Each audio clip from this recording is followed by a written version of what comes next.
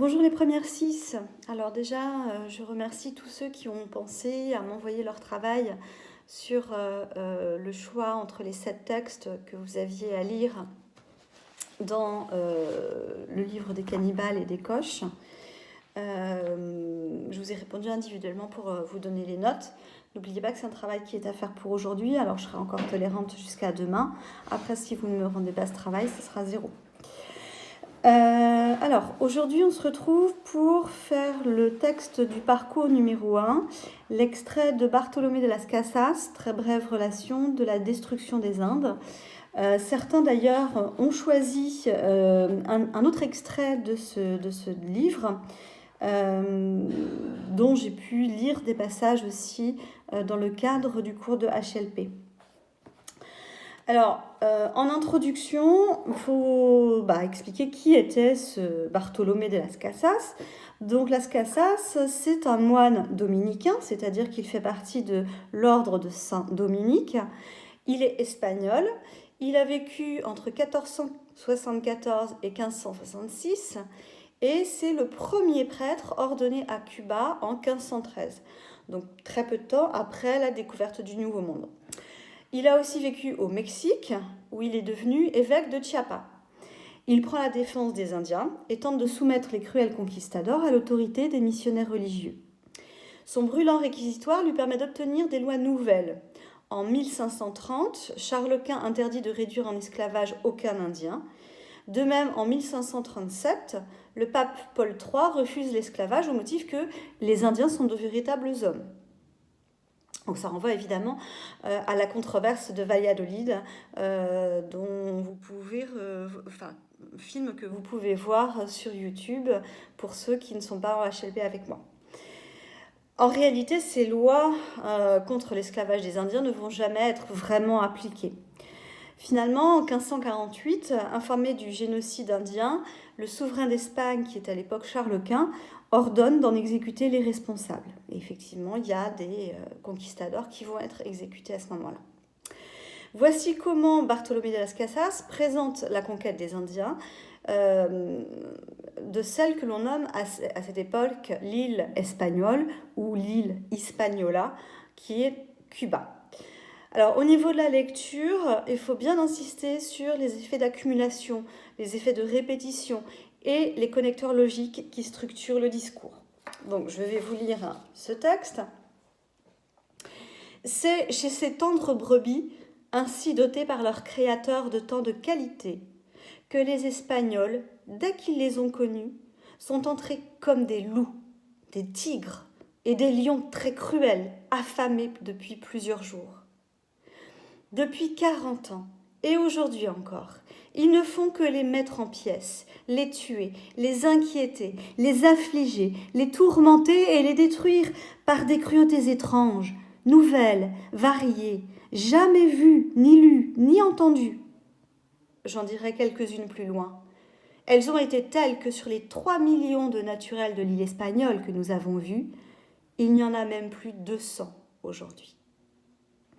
Ceux qui sont allés là-bas et qui se disent chrétiens ont eu principalement 2 manières habituelles d'extirper et de rayer de la face de la terre ces malheureuses nations. L'une en leur faisant des guerres injustes, cruelles, sanglantes et tyranniques. L'autre, après avoir tué tous ceux qui pourraient désirer la liberté, l'espérer ou y penser, ou vouloir sortir des tourments qu'ils subissaient, comme tous les seigneurs naturels et les hommes, car dans les guerres on ne laisse communément en vie que les jeunes et les femmes, en les opprimant dans la plus dure, la plus horrible et la plus brutale servitude à laquelle on n'a jamais soumis homme ou bête. À ces 2 formes de tyrannie infernale se réduisent, se résument et sont subordonnées toutes les autres, infiniment variées, de destruction de ces peuples.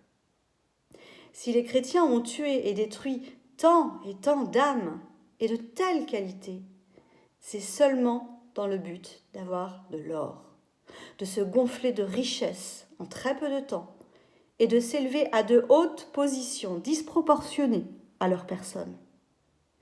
à cause de leur cupidité et de leur ambition insatiable, telle qu'il ne pouvait y en avoir de pire au monde, et parce que cette terre était heureuse et riche, et ces gens si humbles, si patients et si facilement soumis, ils n'ont eu pour eux ni respect, ni considération, ni estime. Je dis la vérité sur ce que je sais et ce que j'ai vu pendant tout ce temps. Ils les ont traités, je ne dis pas comme des bêtes, plût à Dieu qu'ils les eussent traités et considérés comme des bêtes, mais pire que des bêtes, et moins que du fumier. Alors, ensuite, au niveau des mouvements du texte, on peut en distinguer 3. De la ligne 1 à la ligne 7, l'opposition radicale entre les Indiens et les conquistadors. Ensuite, ligne 8 à 14, les 2 moyens employés par les Espagnols pour détruire les Indiens. Et enfin, ligne 15 à 24, les ambitions matérialistes des Espagnols et leur mépris envers les populations locales. Alors, comme projet de lecture, on pourra se demander comment Las Casas critique la manière dont se sont comportés les Espagnols envers les Indiens. Donc, je commence par le premier mouvement qui commence par le présentatif « c'est » qui a pour but de mettre en valeur les Indiens. Et on a une métaphore qui les désigne, c'est tendre brebis. Donc l'adjectif tendre souligne leur caractère pacifique et délicat. Et le terme de brebis, en fait, ça renvoie directement à la Bible, puisque dans la Bible, il est dit que Dieu serait le berger qui doit conduire les brebis que sont les hommes sur le droit chemin. Donc Las Casas utilise, et c'est normal puisque c'est un prêtre, un vocabulaire vraiment connoté religieux. Donc les Indiens sont mis en valeur, ce sont des créatures de Dieu, et en cela ils doivent être traités comme de véritables hommes. Et puis, ils sont aussi caractérisés par une hyperbole avec tant de qualités. Ces Indiens s'opposent très clairement aux Espagnols. Avant même de les connaître, d'où le complément circonstanciel de temps dès qu'ils les ont connus, les Espagnols sont présentés sous forme de comparaison avec l'outil comme, qui s'oppose directement aux brebis indiennes. Les Espagnols, pour Las Casas, ce sont des loups, des tigres et des lions. Cette animalisation présente les Espagnols comme des prédateurs. Par ailleurs, Las Casas souligne le caractère féroce de ces animaux. Ils sont très cruels. On remarque l'adverbe d'intensité très. Ils sont affamés depuis plusieurs jours, à prendre au sens concret. Alors, ils n'avaient plus de vivre, mais aussi au sens abstrait, ils sont affamés, assoiffés d'or. Le complément circonstanciel de temps depuis 40 ans souligne qu'en dépit des lois promulguées, comme je vous l'ai dit en introduction, rien n'a changé, d'où l'insistance avec le « aujourd'hui encore ». Ensuite, on observe le restrictif « ils ne font que », alors excusez-moi, c'est ligne 3-4, ils ne font que, plus l'accumulation de verbes péjoratifs, les mettre en pièces, les tuer, les inquiéter. Alors, terme inquiéter à prendre au sens fort de terroriser, affliger, tourmenter, là aussi au sens fort torturer, et détruire. Les Espagnols n'ont donc aucun but civilisateur, bien au contraire, ils sont complètement destructeurs en réalité. Ensuite, on a une nouvelle accumulation avec cruauté étrange, nouvelle, variée, jamais lue, ni entendue. Ce qui montre finalement une inventivité sans borne des Espagnols quand il s'agit de faire des massacres. Ils sont très doués. Bartolomé de Las Casas annonce qu'il va présenter ensuite quelques-unes de ces cruautés plus loin, ce qui est un effet de prolepse. Je vous rappelle que la prolepse, qui est le contraire de l'analepse, l'analepse est un retour en arrière par rapport au moment de l'énonciation, par rapport au moment où l'on parle. La prolepse, c'est une annonce de ce qui va se passer ou de ce qu'on va dire après ce qu'on est en train de dire à l'instant. Dans la fin de ce mouvement est annoncée la conséquence de ces tortures. C'est un véritable génocide. Las Casas insiste sur les chiffres de 3 millions. Les Indiens sont arrivés à peine 200 aujourd'hui.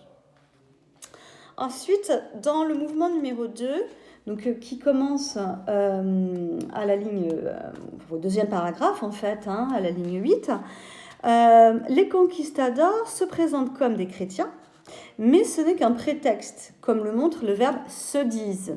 En réalité, ils ne pratiquent nullement les valeurs de la religion chrétienne. On a un effet d'annonce ensuite avec deux manières, donc toujours ligne 8, d'extermination. Et on voit, grâce à l'adjectif malheureuse, qui est un adjectif, donc un modalisateur, puisqu'il montre l'opinion de l'auteur sur ces Indiens, on voit donc la pitié que Las Casas peut éprouver pour eux. On est dans le registre pathétique qui conduit le lecteur à prendre pitié des Indiens. Donc, on a un discours bien structuré. Il a annoncé deux manières d'extermination. Il commence par l'une, ligne 9, et l'autre, ligne 10. Le premier moyen, c'est de leur faire la guerre. Ces guerres sont qualifiées par une accumulation d'adjectifs péjoratifs, injustes, cruelles, sanglantes et tyranniques. Deuxième moyen, les réduire en esclavage. Quand ils n'ont pas tué tous ceux qui se défendaient, c'est-à-dire les hommes et les seigneurs naturels, c'est-à-dire légitimes, les femmes et les enfants plus fragiles et moins forts étaient réduits en esclavage, marqués au fer rouge du nom de leur propriétaire. Là encore, on a une accumulation d'adjectifs péjoratifs, renforcés par les superlatifs, la plus dure, la plus horrible et la plus brutale. Les Indiens donc sont traités comme des animaux, d'où l'équivalence soulignée par la conjonction de coordination ou entre les Indiens et les bêtes. Troisième mouvement, à partir de la ligne 15, les ambitions matérialistes des Espagnols. Alors, on a d'abord un effet de synthèse de ce qu'il vient de dire, un récapitulatif avec ces deux formes de tyrannie, celles qu'il a énoncées dans le paragraphe précédent, qui sont qualifiées d'infernales à la ligne 15. Autrement dit, les Espagnols sont présentés comme des démons. Ensuite, on a une nouvelle accumulation de verbes restrictifs qui vont réduire l'action des Espagnols à leur cruauté. Nulle volonté de civiliser ou d'instruire dans la foi chrétienne. On a l'accumulation se réduisent, se résument, sont subordonnés. Tout le reste ne serait que raffinement, inventivité en quelque sorte des Espagnols pour diversifier, d'où le infiniment varié, les supplices infligés aux Indiens. Alors plus loin, Las Casas, dans ce livre, évoquera les nez et les oreilles coupées, les mains coupées, les mutilations d'enfants, les habitants brûlés vifs, etc. Il y a une très nette opposition entre le fait que les Espagnols se disent chrétiens, comme à la ligne 16, et le fait qu'ils exterminent des âmes, ligne 17, le tout renforcé par des âmes tant et tant, ainsi que par l'hyperbole de telle qualité. Le seul but des Espagnols était de découvrir de l'or, de s'enrichir, parfois d'ailleurs au détriment de l'Église ou du roi de Castille. L'adverbe restrictif seulement nous le montre. On a ensuite une accumulation de verbes, avoir de l'or, se gonfler de richesse, s'élever à de hautes positions qu'ils sont loin de mériter, puisqu'elles sont disproportionnées à leur personne. Donc tout cet or est acquis de manière inique, injuste. Ligne 19, on peut observer le complément circonstanciel de cause qui va critiquer cette soif de l'or, la cupidité, l'ambition, deux termes qui sont renforcés par les adjectifs insatiables, l'adjectif insatiable. On peut souligner aussi l'hyperbole tel qu'il ne pouvait y en avoir de pire au monde. Deuxième complément circonstanciel de cause, à la ligne 20, introduit par « parce que », on a une mise en valeur des Indiens et de leur territoire, qui s'opposent justement aux Espagnols. Les adjectifs heureuse, riche, humble, patient, facilement soumis renvoient donc à l'origine des Indiens, donc qui sont effectivement des hommes au départ heureux et qui n'ont pas besoin d'accumuler de l'or parce que la nature leur donne tout ce dont ils ont besoin. Et puis humble, patient, facilement soumis, c'est un retour à l'image de la brebis. Ils ne sont pas agressifs. Conséquence qui est à nouveau énoncée sous forme d'accumulation, renforcée par le restrictif ni, ni respect, ni considération, ni estime. Autrement dit, les Espagnols n'ont pas considéré les Indiens comme leurs égaux, ils n'ont pas vu en eux leurs frères. Ensuite, on a une première parenthèse où Las Casas insiste sur le fait que ce ne sont pas des rumeurs, mais que ce qu'il dit, il en a été le témoin.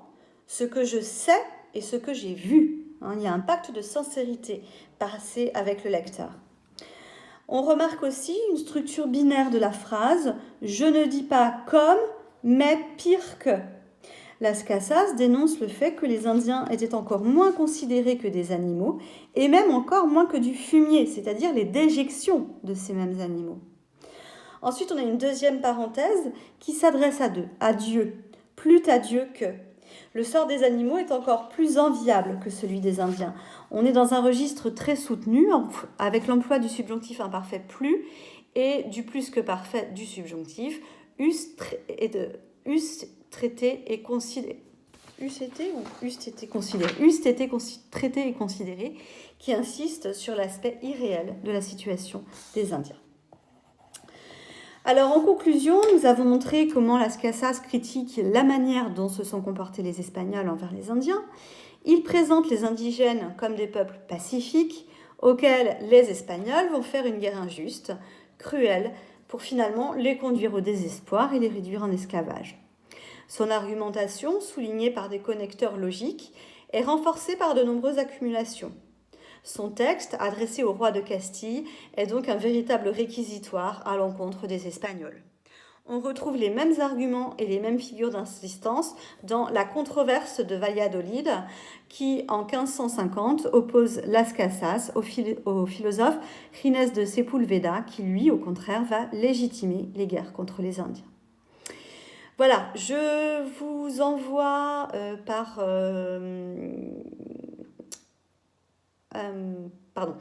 par WhatsApp, sous forme de photo, l'explication linéaire de ce texte et je vais vous la joindre aussi sous forme de fichier informatique, de fichier ODT sur l'ENT. Ce que je vous demanderai pour la prochaine fois, donc disons vous avez toute la journée de mercredi, donc disons pour jeudi, c'est de lire le deuxième texte complémentaire de ce parcours. Donc c'est l'histoire d'un voyage fait en la terre de Brésil de Jean Deléry.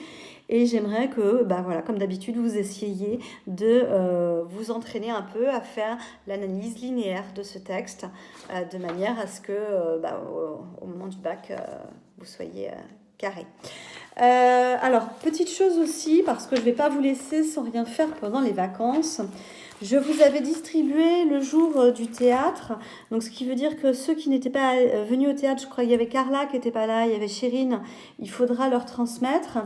Je vous avais distribué deux feuilles recto verso, donc une qui est comme ça et l'autre qui est comme ceci. Donc, dans ces feuilles, vous avez donc d'abord la lecture d'une œuvre, donc Michel de Montaigne, des Coches, des Cannibales, donc une synthèse finalement, donc où vous avez un compte-rendu de lecture.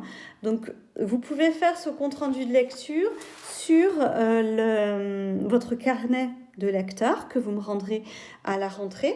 Donc il y a un certain nombre de questions qui vous sont posées et vous avez en particulier, et ça j'aimerais que tout le monde essaye de le faire, une dissertation sur le bac avec un guide. Donc le sujet, c'est aller à la rencontre de l'autre, permet-il de se connaître soi-même ? Répondez à cette question en vous fondant sur votre connaissance de l'œuvre, donc des Cannibales des Coches, des textes et dossiers associés, et sur vos lectures et connaissances personnelles. Vous avez une petite méthode guidée pour vous aider à dégager la problématique, trouver un plan, trouver des exemples. Ça, j'aimerais vraiment que tout le monde le fasse. Pourquoi ? Parce que malheureusement, on ne s'est pas suffisamment entraîné encore sur la dissertation pour que vous soyez à l'aise là-dessus. Donc, en tout état de cause, si vous le souhaitez, et parce que vous vous dites que vous allez peut-être présenter cette œuvre finalement le jour de votre oral de bac.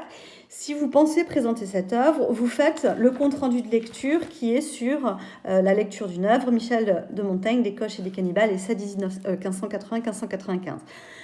même si vous ne choisissez pas de faire cette œuvre, dans votre carnet de lecture, vous essayez de faire la dissertation vers le bac.